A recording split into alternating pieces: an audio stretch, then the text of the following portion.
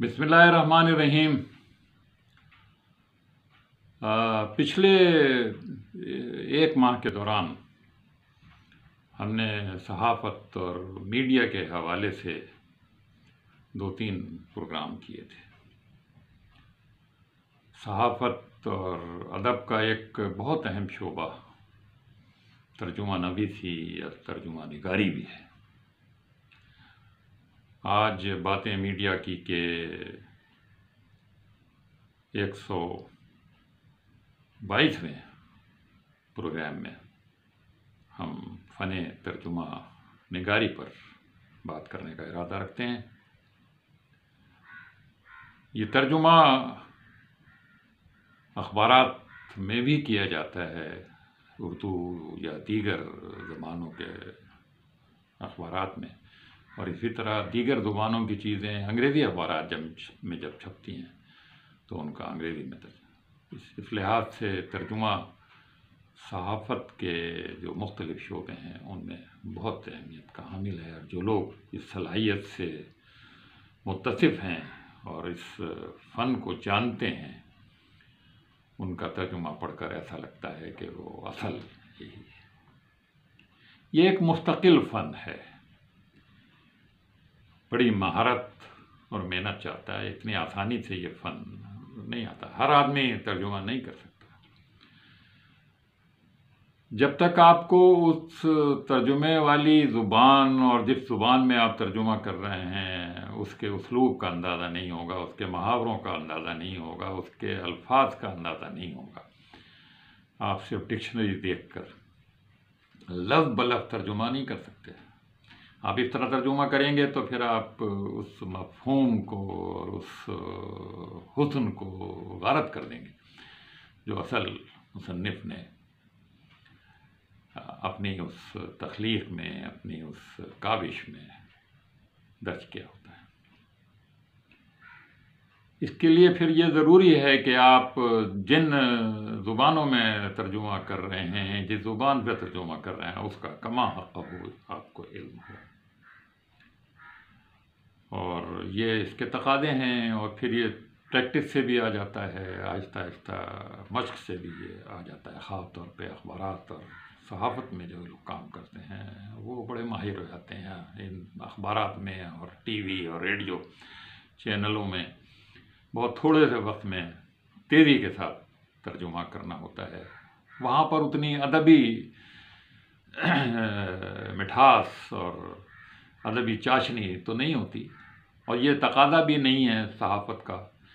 اس میں تو آپ کو خبر پہنچانا ہے، خبر پہ تبصرہ پہنچانا ہے،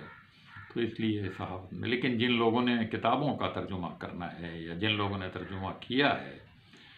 وہ ان دونوں زبانوں کے بہت ہی ماہر، پڑھے لکھے، وسیع المطالعہ اشخاص ہوتے ہیں۔ ترقی یافتہ قومیں جو آج ہمیں نظر آتی ہیں، اگر ان کے ماضی کو دیکھا جائے تو انہوں نے دوسروں کے علوم سے، دوسروں کی کتب سے اسی ترجمے کے ذریعے فائدہ اٹھایا ہے۔ عربوں کی جو کتابیں لکھی گئیں، یورپ کے لوگوں نے ان کے تراجم کیے، اندلس میں اس کے تراجم کیے گئے، اور زبانوں میں بھی کیے گئے، مختلف ملکوں میں کیے گئے۔ اسی طرح سے برصغیر ہند و پاک کے ادیب اور دانشوروں نے سنسکرت سے فارسی میں، فارسی سے سنسکرت میں، اور اس کے بعد پھر انگریزی سے اردو میں، اور اردو سے پھر انگریزی میں، پھر اردو سے علاقائی زبانوں میں یہ تراجم کیے ہیں، اور ہماری 100-200 سالہ تاریخ ایسے مشہور ترجموں سے بھری ہوئی ہے۔ جسے میں نے پہلے عرض کیا کہ مترجم کو دونوں زبانوں پر کامل دسترس حاصل ہونی چاہیے، اسے ان دونوں زبانوں کی علامات، استعاروں، اصطلاحات، تشبیہ، ان ساری چیزوں سے واقف ہونا چاہیے۔ بعض لوگوں کا کہنا ہے کہ ترجمہ کرتے وقت بالکل آپ کو اس اصل سے وفادار ہونا چاہیے، یہ اس سے منحرف ہو کر اپنے طرف سے کچھ یہ تو بدیان تھی۔ کتابوں کی حد تک یہ بات بالکل درست ہے، صحافت کی بات الگ ہے۔ کتابوں کی حد تک یہ بات اس لیے ہے کہ جو کچھ اس مصنف نے محنت کر کے لکھا ہوتا ہے اور وہ جس چیز کو لوگوں تک جس انداز سے پہنچانا چاہتا ہے، اگر آپ نے ترجمے کے وقت اس کا خیال نہیں رکھا تو اس کا وہ حسن، اس کی وہ خوبصورتی غائب۔ لیکن بہرحال یہ بات ظاہر ہے کہ ترجمے کی وجہ ہی سے دنیا بھر میں مختلف قوموں نے دوسری اقوام کی تہذیب کو جانا، ان کے علم و فنون سے انہوں نے فائدہ اٹھایا، اور اس فائدے کے نتیجے میں وہ کہیں سے کہیں پہنچ گئے، اور جن ملکوں میں اور جن علاقوں میں اس طرف توجہ کم ہو گئی وہ اسی طرح پیچھے رہ گئے۔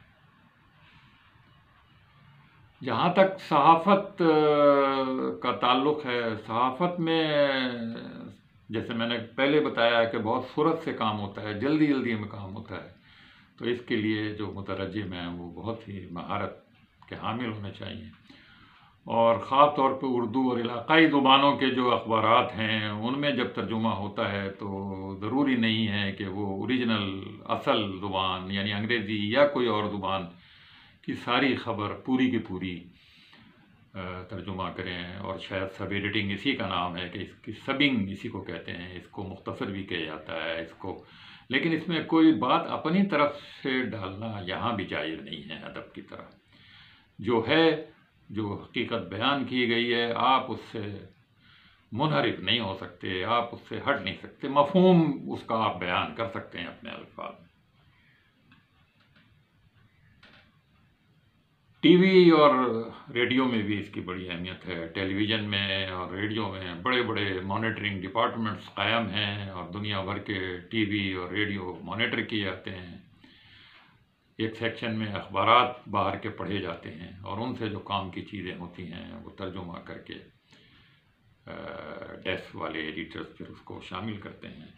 تو اس لیے ان کی مہارت کا جیسے میں نے پہلے ذکر کیا ہے بہت اہمیت رکھتی ہے۔ اخبارات اور ٹی وی چینل اور ریڈیو پر ترجمہ کرتے وقت جس بات کی بہت زیادہ احتیاط ہوتی ہے وہ شہروں کے نام، ملکوں کے نام، غیر ممالک کے سفراء اور ان کے صدور اور ان کے وزرائے اعظم کے نام ہوتے ہیں۔ میرا خیال ہے اور بہت سارے اور لوگوں کا بھی خیال ہے کہ یہ نام ہمیں اسی طرح لینے چاہیے جس طرح سے وہاں لیے جاتے ہیں۔ اس کو ہم سادہ بنانے کے لیے، اردوائز کرنے کے لیے، اردو میں اس کو ہم بدلنے کے لیے اپنی طرف سے ایک چھوٹی سی مثال عرض ہے کہ آپ کے پڑوس میں متحدہ عرب امارات میں ابو ظبی نام کا ایک ملک شامل ہے، جس کو زیادہ تر لوگ ابو ظہابی کہتے ہیں۔ اور یہ کیسے ہوا؟ یہ اس طرح ہوا کہ ظبی وہاں ہرن کو کہتے ہیں عربی میں، اور وہ ہرنوں کا علاقہ تھا، اور یہ عربی میں ابو ظبی تھا، ابو ظبی یعنی ہرنوں والا علاقہ، لیکن انگریزی میں جب اس زوئے کو پروناؤنس کیا گیا تو ZH سے کیا گیا،